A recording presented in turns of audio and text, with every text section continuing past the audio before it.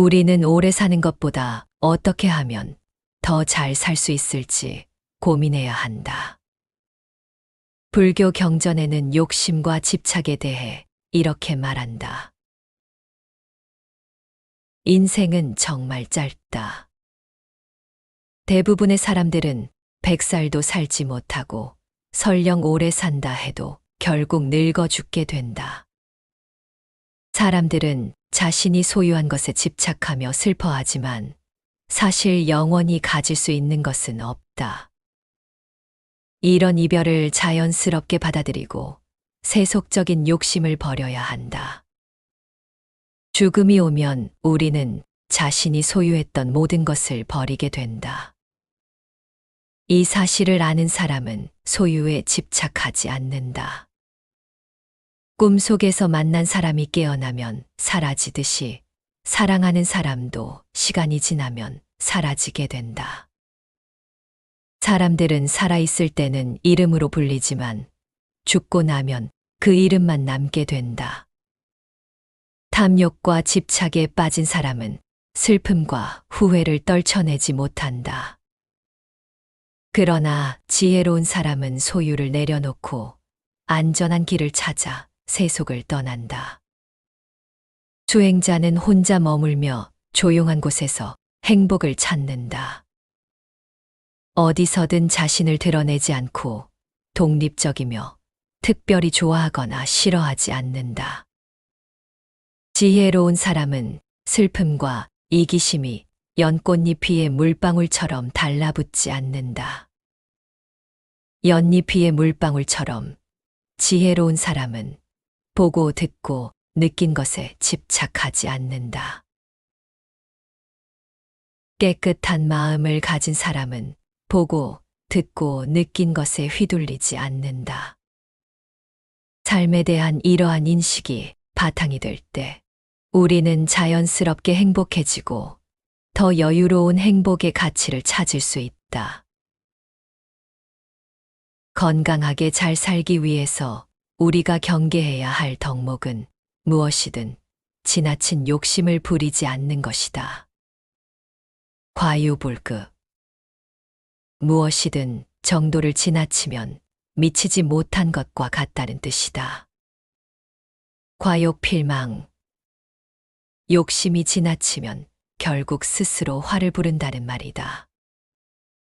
무엇이든 과하지 않게 중도를 지키는 생활 습관을 가져야 한다. 참다운 행복이란 욕심을 비우는 곳에서 생긴다.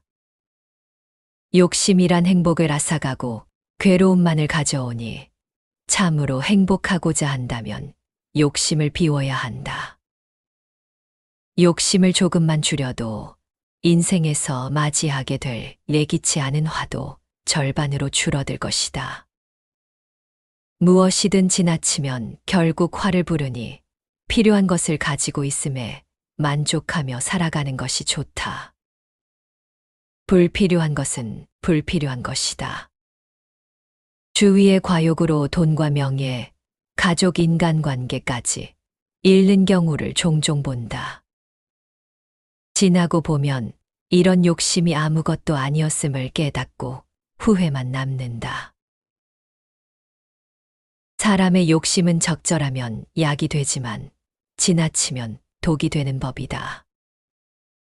그래서 예로부터 동양에서는 욕심이 지나친 과욕을 조심하라는 가르침을 인생의 중요한 철학으로 다루었다.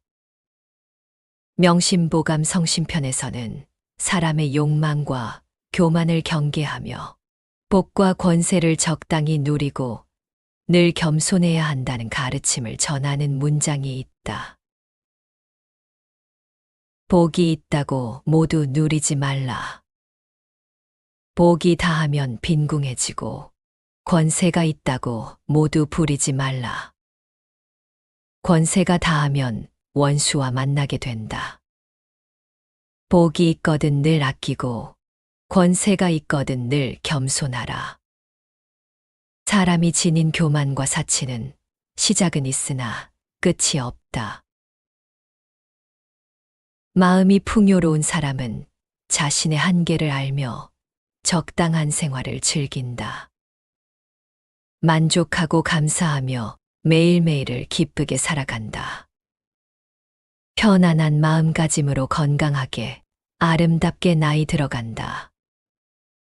욕심을 내려놓는 것보다 마음을 편하게 다스리는 더 좋은 방법은 없다. 맹자는 욕심을 줄이지 않으면 마음을 고요하게 살 수 없다고 하였다.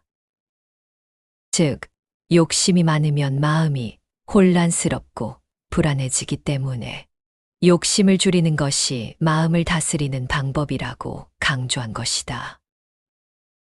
이는 과도한 욕심을 버리는 것이 중요하다는 교훈을 담고 있다.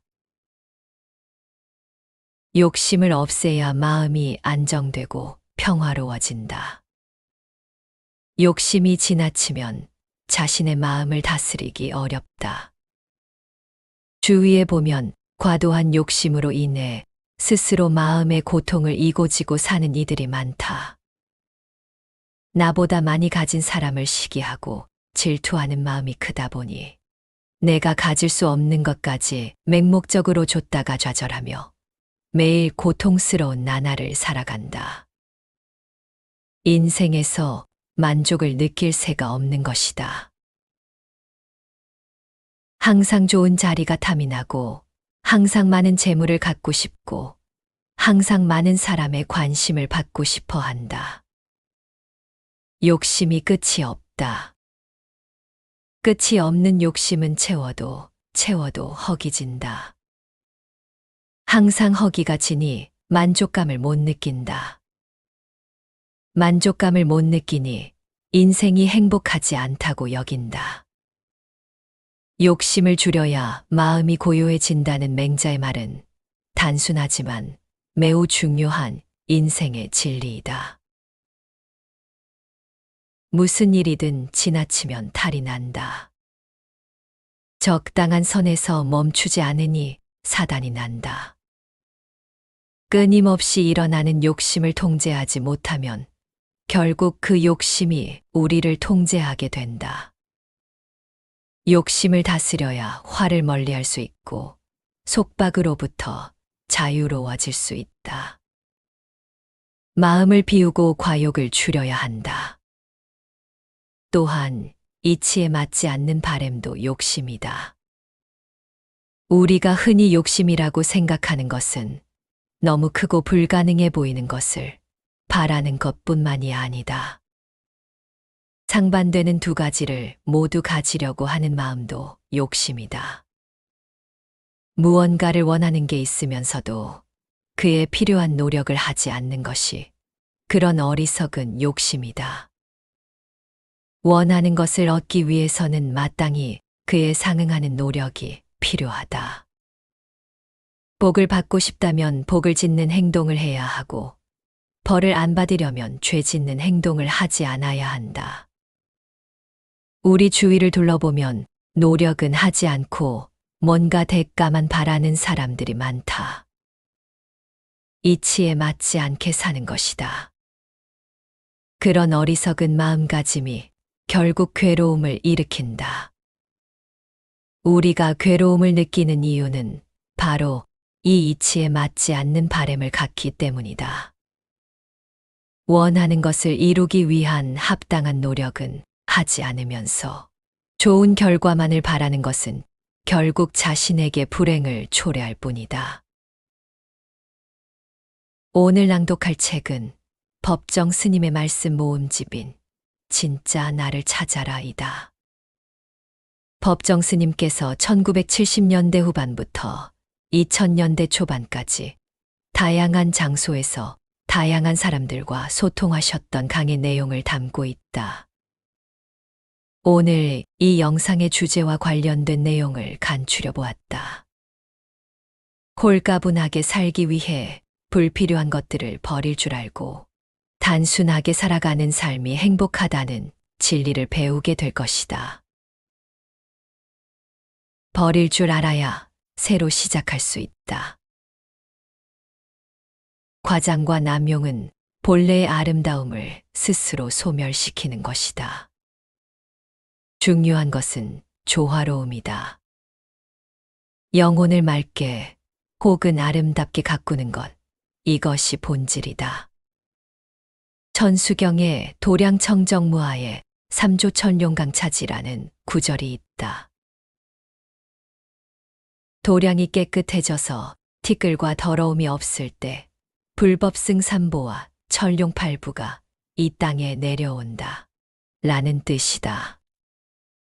여기서 도량이라 하는 것은 꼭 저를 의미하는 게 아니다.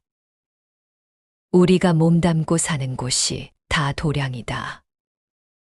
우리가 살고 있는 집도 도량이다. 아파트가 됐든 빌라가 됐든 다 도량이다. 이곳을 깨끗하게 더러움이 없게 하면, 즉 내 영혼을 정결하게 하면 진리와 법, 부처님이 내려온다는 것이다. 우리는 종종 집을 치우지 않을 때가 많다. 그냥 막 잔뜩 늘어놓고 살기도 한다. 그것은 나의 혼란스러운 정신 상태를 나타내는 것이다. 나의 혼란스러움이 적나라하게 드러나는 것이다.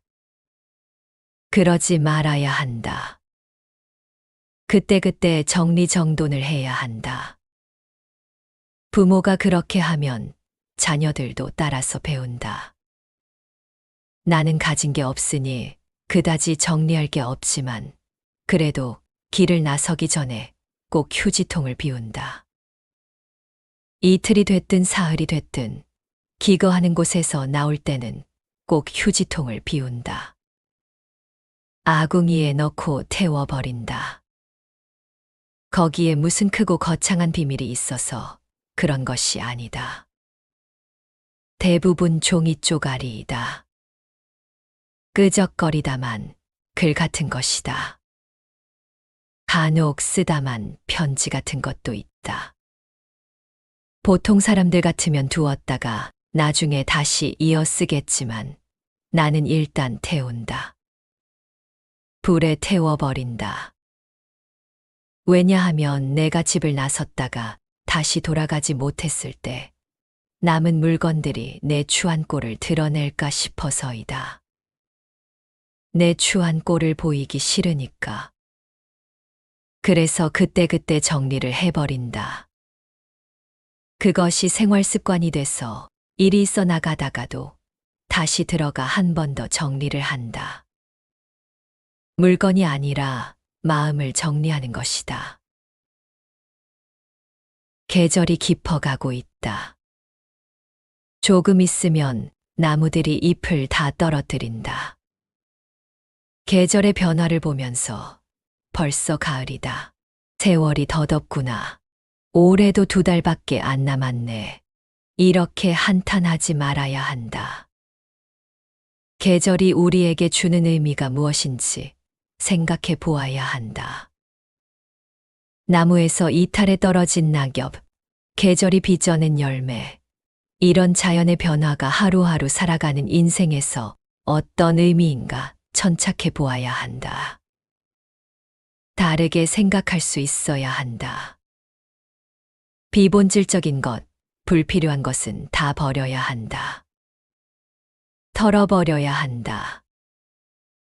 그래야 홀가분해진다. 마치 나뭇잎이 다 떨어져야 내년에 새로 움이 트는 것처럼 모두 버려야 새로 시작할 수 있다. 사람도 마찬가지이다. 가졌던 어떤 생각, 불필요한 소유물을 계절의 변화가 있을 때마다 정리할 수 있어야 한다. 그래야 사람이 새로워진다. 그래야 내 주위로 맑은 바람이 분다. 그렇게 하지 않으면 고정적인 틀에서, 관습적인 늪에서 벗어날 수가 없다. 도배를 하거나 이사를 하려고 짐을 챙기다 보면 생각지도 못한 물건들이 많이 나온다. 주인은 생각한다. 이걸 챙기자니 짐스럽고 그렇다고 남 주기는 아깝다. 그런 짐들이 얼마나 많은가. 처음에는 다 필요한 것 같아서 사들이고 들여놓은 것이지만 살다 보니 점점 의미는 사라지고 집만 되는 것이 얼마나 많은가. 생활에 꼭 필요한 것도 있지만 없어도 상관없는 것이 얼마나 많은가. 그건 그냥 물건이 아니라 마음의 짐이다. 덜어버려야 한다. 그러면 훨씬 마음이 가벼워진다. 신경이 분산되지 않고 생활이 단순해진다. 단순해지면 마음이 굉장히 맑아진다. 아까울 게 뭐가 있는가? 언젠가는 이 몸뚱이도 다 버리고 갈 텐데, 그깟 물건쯤이야 아무것도 아니다. 그런 연습을 해야 한다.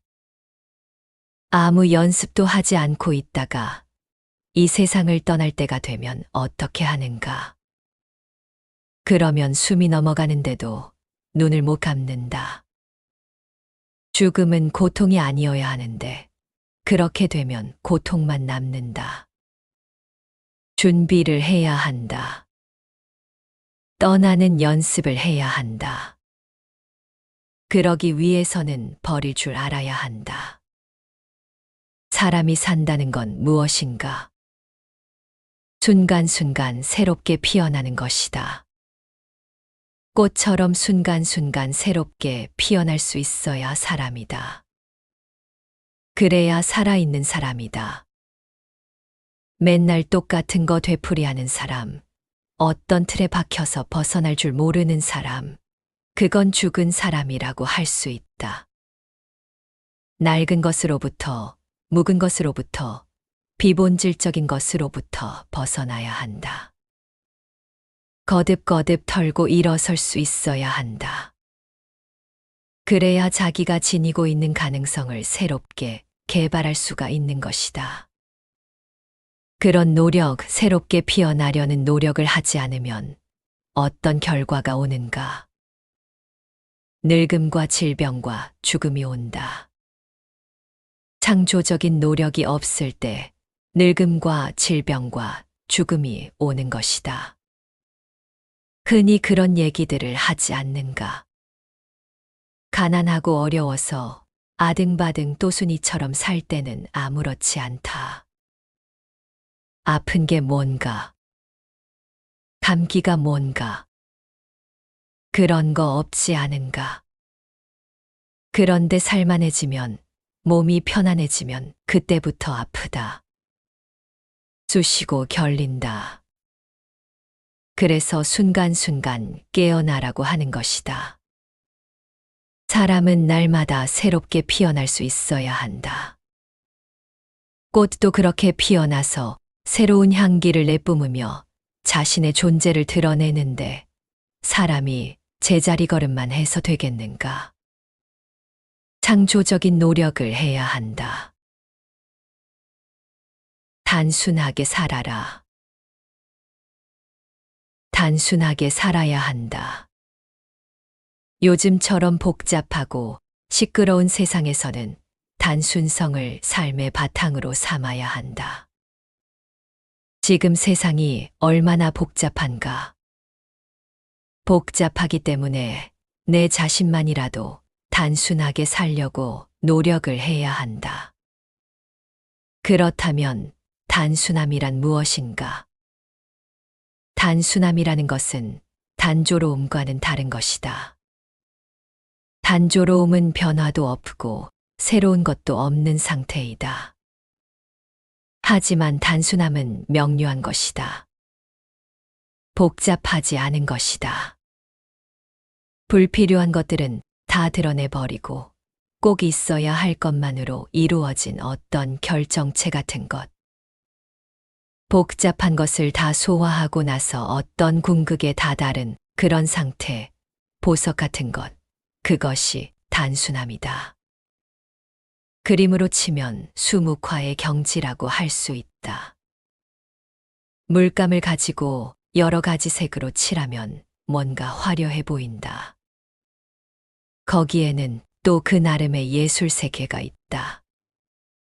그런데 먹은 단 하나의 색이다. 그리고 진한 농담은 있어도 색상은 한 가지뿐이다. 이것이 참 묘하다. 딱 한 가지 색인데 그 안에 모든 게 들어있다. 이 우주가, 이 삼라만상이, 그 안에 살고 있는 인간의 모든 심리가 먹 한 색으로 전부 표현된다. 먹은 또 침묵의 세계이다. 진짜 친한 사이에서는 입 다물고 마주 보기만 해도 다 통하지 않는가. 먹이 나타내는 세계가 꼭 그렇다. 말없이 가만히 바라보고만 있어도 무슨 이야기인지 다 알 수 있다. 먹의 세계는 언어의 한계를 넘어서 우리에게 깊은 이해와 소통을 선사한다. 침묵 속에서 우리는 말보다 더 많은 것을 느낄 수 있다. 그 순간 우리는 언어의 장벽을 넘어 진정한 소통이 이루어진다는 것을 깨닫게 된다.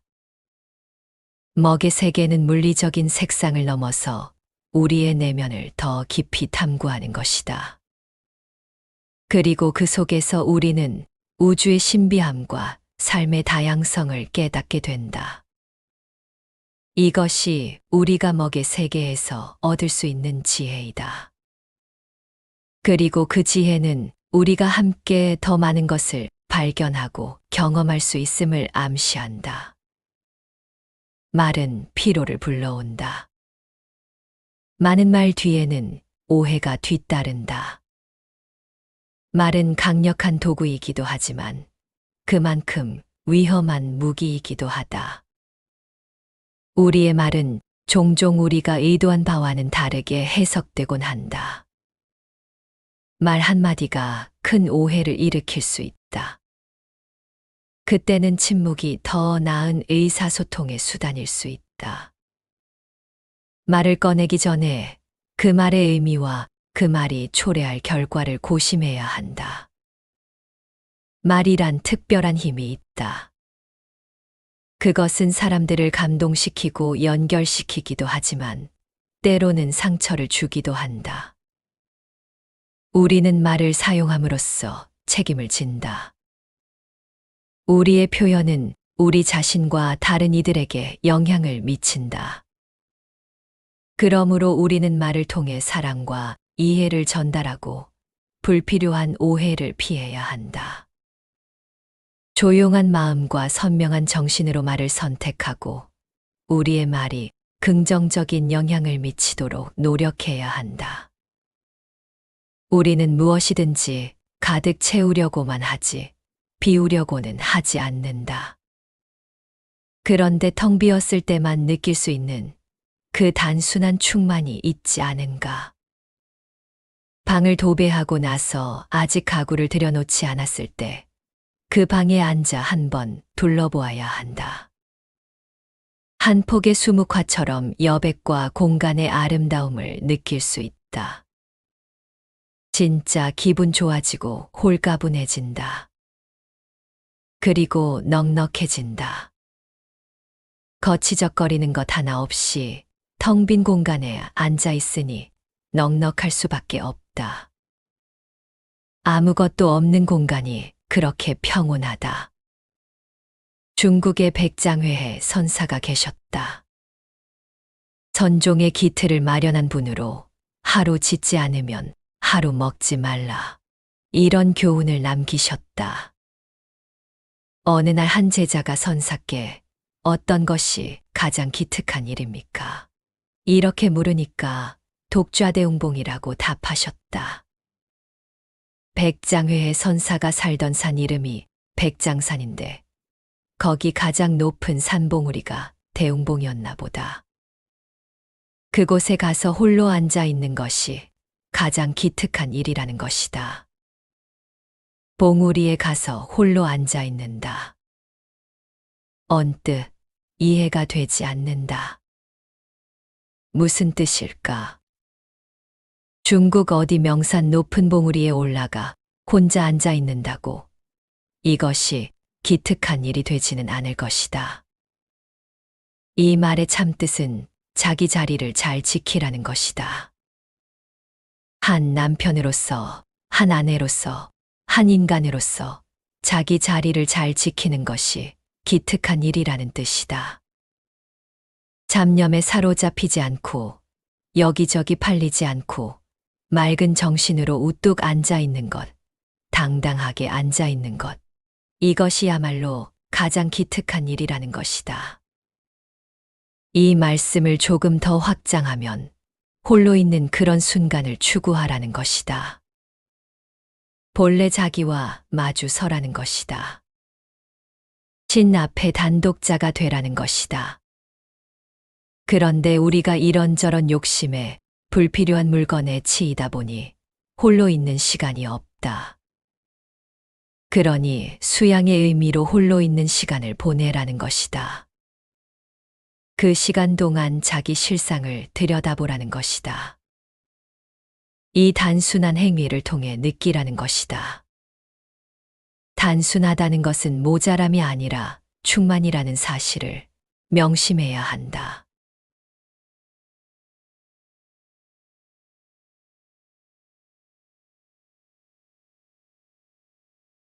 우리는 오래 사는 것보다 어떻게 하면 더 잘 살 수 있을지 고민해야 한다.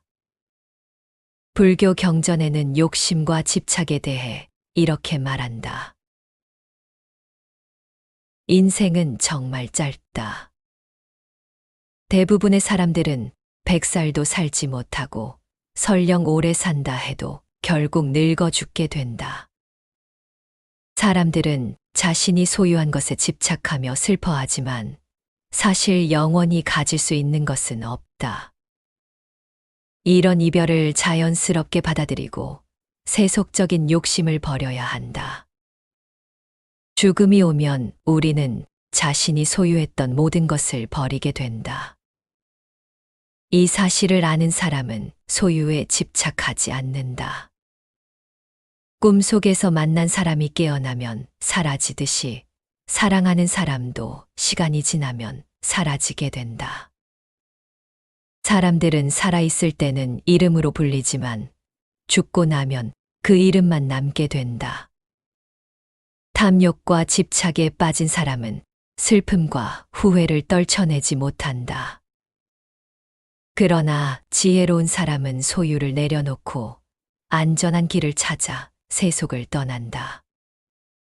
수행자는 혼자 머물며 조용한 곳에서 행복을 찾는다. 어디서든 자신을 드러내지 않고 독립적이며 특별히 좋아하거나 싫어하지 않는다. 지혜로운 사람은 슬픔과 이기심이 연꽃잎 위에 물방울처럼 달라붙지 않는다. 연잎 위에 물방울처럼 지혜로운 사람은 보고 듣고 느낀 것에 집착하지 않는다. 깨끗한 마음을 가진 사람은 보고 듣고 느낀 것에 휘둘리지 않는다. 삶에 대한 이러한 인식이 바탕이 될 때 우리는 자연스럽게 행복해지고 더 여유로운 행복의 가치를 찾을 수 있다. 건강하게 잘 살기 위해서 우리가 경계해야 할 덕목은 무엇이든 지나친 욕심을 부리지 않는 것이다. 과유불급. 무엇이든 정도를 지나치면 미치지 못한 것과 같다는 뜻이다. 과욕필망. 욕심이 지나치면 결국 스스로 화를 부른다는 말이다. 무엇이든 과하지 않게 중도를 지키는 생활 습관을 가져야 한다. 참다운 행복이란 욕심을 비우는 곳에서 생긴다. 욕심이란 행복을 앗아가고 괴로움만을 가져오니 참으로 행복하고자 한다면 욕심을 비워야 한다. 욕심을 조금만 줄여도 인생에서 맞이하게 될 예기치 않은 화도 절반으로 줄어들 것이다. 무엇이든 지나치면 결국 화를 부르니 필요한 것을 가지고 있음에 만족하며 살아가는 것이 좋다. 불필요한 것은 불필요한 것이다. 주위의 과욕으로 돈과 명예, 가족 인간관계까지 잃는 경우를 종종 본다. 지나고 보면 이런 욕심이 아무것도 아니었음을 깨닫고 후회만 남는다. 사람의 욕심은 적절하면 약이 되지만 지나치면 독이 되는 법이다.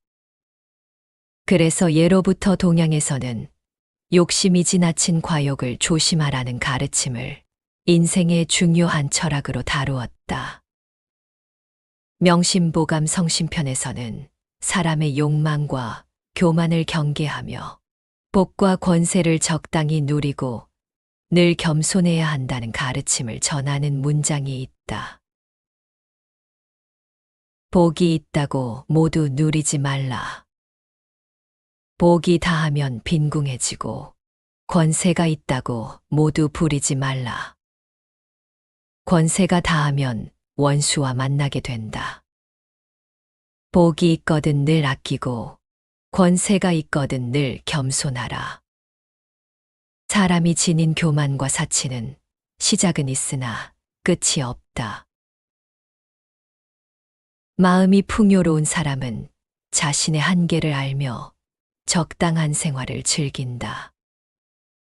만족하고 감사하며 매일매일을 기쁘게 살아간다. 편안한 마음가짐으로 건강하게 아름답게 나이 들어간다. 욕심을 내려놓는 것보다 마음을 편하게 다스리는 더 좋은 방법은 없다.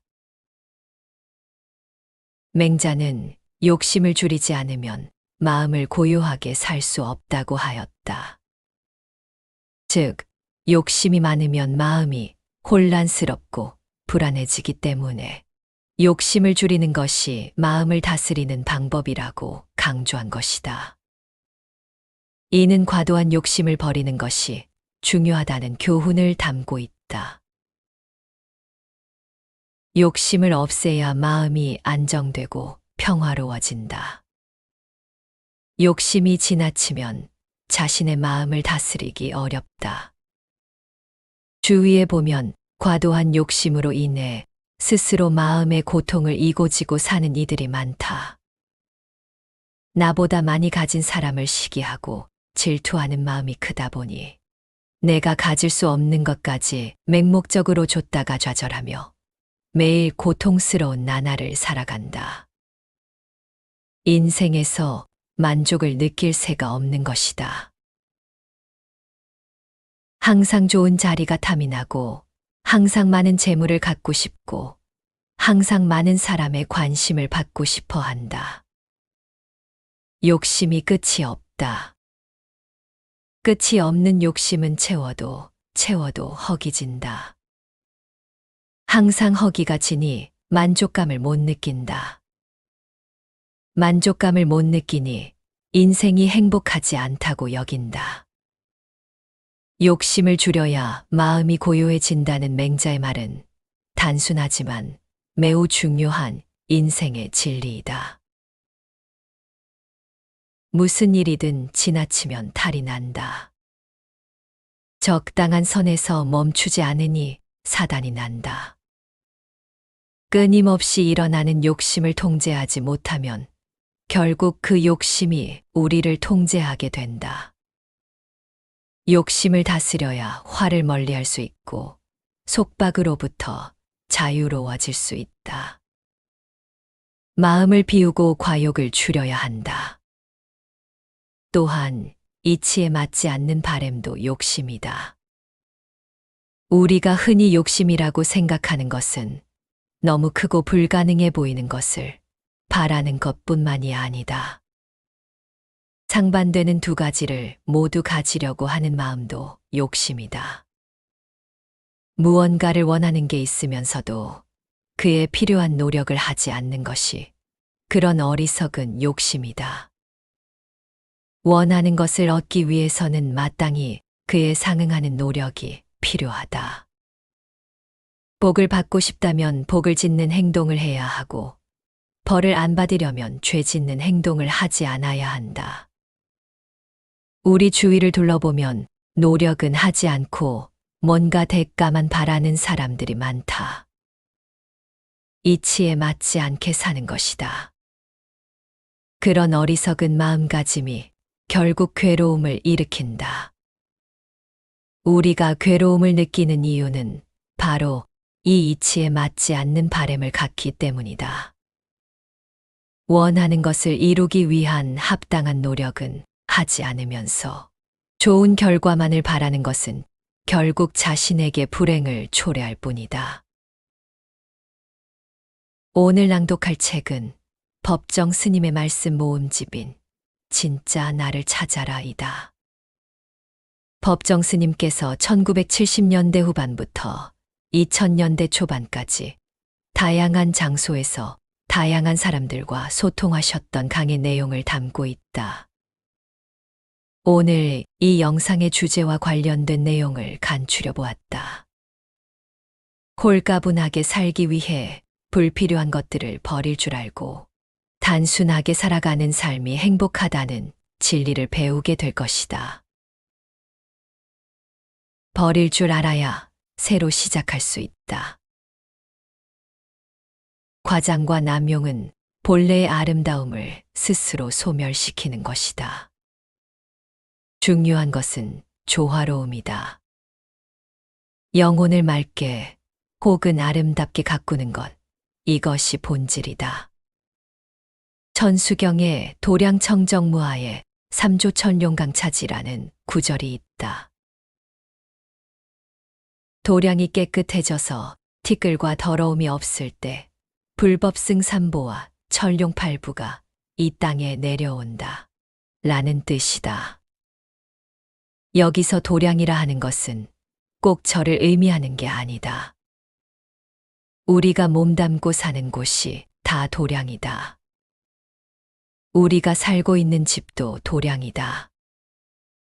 아파트가 됐든 빌라가 됐든 다 도량이다. 이곳을 깨끗하게 더러움이 없게 하면, 즉 내 영혼을 정결하게 하면 진리와 법, 부처님이 내려온다는 것이다. 우리는 종종 집을 치우지 않을 때가 많다. 그냥 막 잔뜩 늘어놓고 살기도 한다. 그것은 나의 혼란스러운 정신 상태를 나타내는 것이다. 나의 혼란스러움이 적나라하게 드러나는 것이다. 그러지 말아야 한다. 그때그때 정리정돈을 해야 한다. 부모가 그렇게 하면 자녀들도 따라서 배운다. 나는 가진 게 없으니 그다지 정리할 게 없지만 그래도 길을 나서기 전에 꼭 휴지통을 비운다. 이틀이 됐든 사흘이 됐든 기거하는 곳에서 나올 때는 꼭 휴지통을 비운다. 아궁이에 넣고 태워버린다. 거기에 무슨 크고 거창한 비밀이 있어서 그런 것이 아니다. 대부분 종이 쪼가리이다. 끄적거리다만 글 같은 것이다. 간혹 쓰다만 편지 같은 것도 있다. 보통 사람들 같으면 두었다가 나중에 다시 이어 쓰겠지만 나는 일단 태운다. 불에 태워버린다. 왜냐하면 내가 집을 나섰다가 다시 돌아가지 못했을 때 남은 물건들이 내 추한 꼴을 드러낼까 싶어서이다. 내 추한 꼴을 보이기 싫으니까. 그래서 그때그때 정리를 해버린다. 그것이 생활 습관이 돼서 일이 있어 나가다가도 다시 들어가 한 번 더 정리를 한다. 물건이 아니라 마음을 정리하는 것이다. 계절이 깊어가고 있다. 조금 있으면 나무들이 잎을 다 떨어뜨린다. 계절의 변화를 보면서 벌써 가을이다. 세월이 더덥구나. 올해도 2달밖에 안 남았네. 이렇게 한탄하지 말아야 한다. 계절이 우리에게 주는 의미가 무엇인지 생각해 보아야 한다. 나무에서 이탈에 떨어진 낙엽, 계절이 빚어낸 열매, 이런 자연의 변화가 하루하루 살아가는 인생에서 어떤 의미인가 천착해 보아야 한다. 다르게 생각할 수 있어야 한다. 비본질적인 것, 불필요한 것은 다 버려야 한다. 털어버려야 한다. 그래야 홀가분해진다. 마치 나뭇잎이 다 떨어져야 내년에 새로 움이 트는 것처럼 모두 버려야 새로 시작할 수 있다. 사람도 마찬가지이다. 가졌던 어떤 생각, 불필요한 소유물을 계절의 변화가 있을 때마다 정리할 수 있어야 한다. 그래야 사람이 새로워진다. 그래야 내 주위로 맑은 바람이 분다. 그렇게 하지 않으면 고정적인 틀에서, 관습적인 늪에서 벗어날 수가 없다. 도배를 하거나 이사를 하려고 짐을 챙기다 보면 생각지도 못한 물건들이 많이 나온다. 주인은 생각한다. 이걸 챙기자니 짐스럽고 그렇다고 남 주기는 아깝다. 그런 짐들이 얼마나 많은가. 처음에는 다 필요한 것 같아서 사들이고 들여놓은 것이지만 살다 보니 점점 의미는 사라지고 짐만 되는 것이 얼마나 많은가. 생활에 꼭 필요한 것도 있지만 없어도 상관없는 것이 얼마나 많은가. 그건 그냥 물건이 아니라 마음의 짐이다. 덜어버려야 한다. 그러면 훨씬 마음이 가벼워진다. 신경이 분산되지 않고 생활이 단순해진다. 단순해지면 마음이 굉장히 맑아진다. 아까울 게 뭐가 있는가? 언젠가는 이 몸뚱이도 다 버리고 갈 텐데, 그깟 물건쯤이야 아무것도 아니다. 그런 연습을 해야 한다. 아무 연습도 하지 않고 있다가 이 세상을 떠날 때가 되면 어떻게 하는가? 그러면 숨이 넘어가는데도 눈을 못 감는다. 죽음은 고통이 아니어야 하는데 그렇게 되면 고통만 남는다. 준비를 해야 한다. 떠나는 연습을 해야 한다. 그러기 위해서는 버릴 줄 알아야 한다. 사람이 산다는 건 무엇인가? 순간순간 새롭게 피어나는 것이다.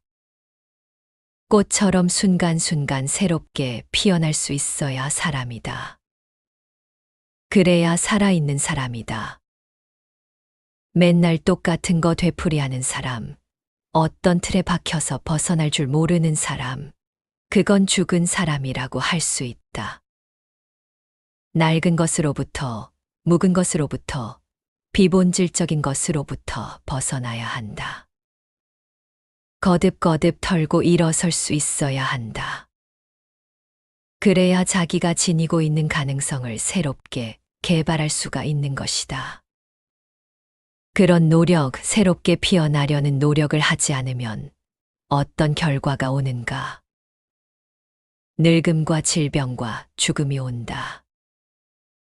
창조적인 노력이 없을 때 늙음과 질병과 죽음이 오는 것이다. 흔히 그런 얘기들을 하지 않는가?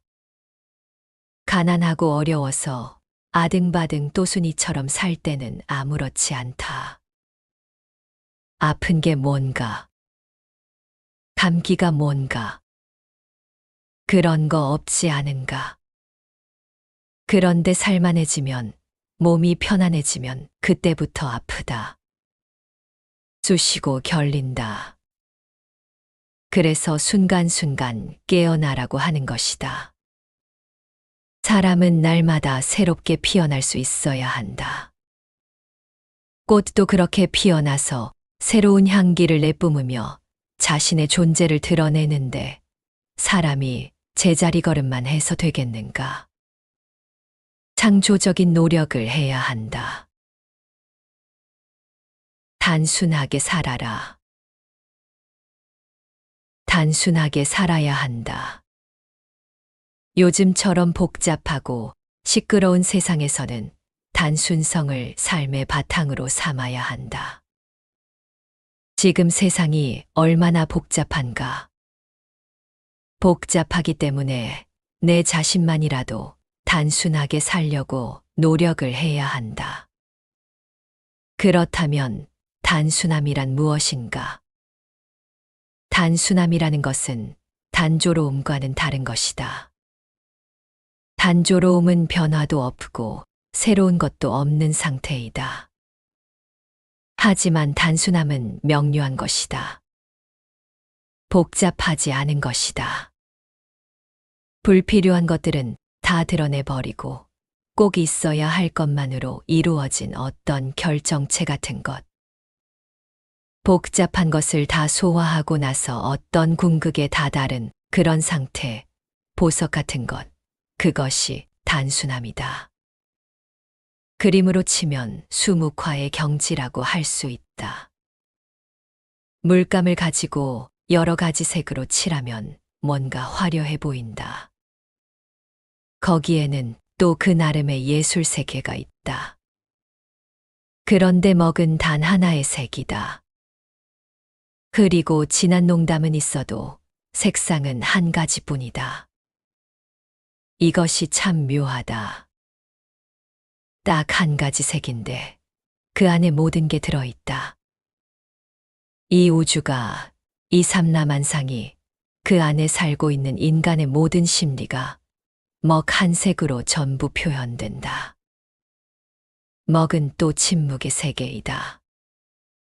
진짜 친한 사이에서는 입 다물고 마주 보기만 해도 다 통하지 않는가. 먹이 나타내는 세계가 꼭 그렇다.